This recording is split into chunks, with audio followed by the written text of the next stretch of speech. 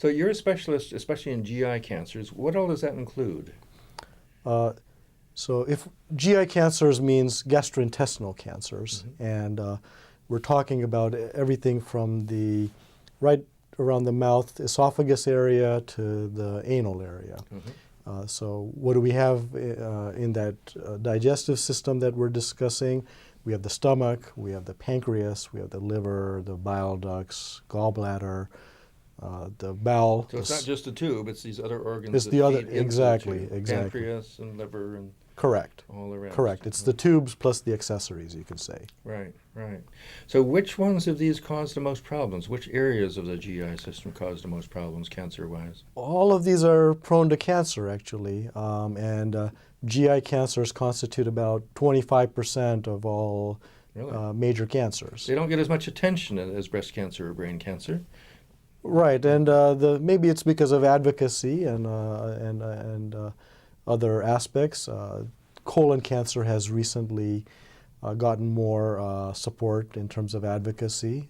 Katie Couric, for example, went live on TV to get a colonoscopy. So I think more attention is being brought on these.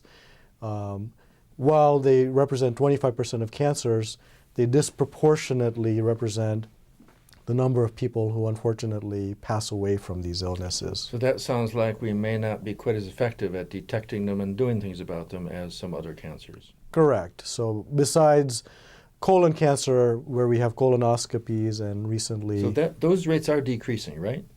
There were death rates from colon cancer? We're Correct. Making progress? Correct. I think there we're making considerable progress, and is it because of screening and early detection or better treatments? We don't know, but probably a combination of all factors. So are there really big differences in rates of these cancers in different societies? Oh, that's a good question. So liver cancer, what we term hepatocellular cancer, for example, is less common in the United States, about 50,000 cases a year.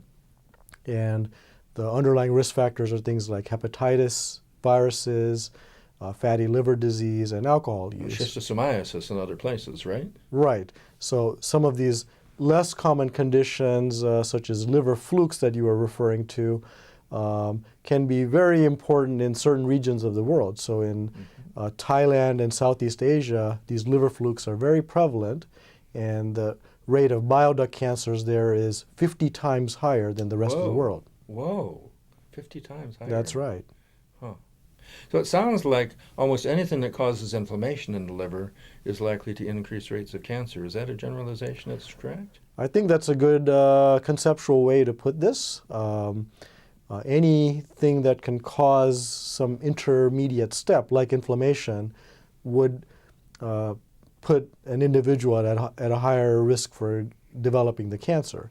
So in the United States, for example, there's a group of patients who have an autoimmune condition called primary sclerosing cholangitis, where you get autoimmunity that affects the bile ducts and causes scarring and inflammation.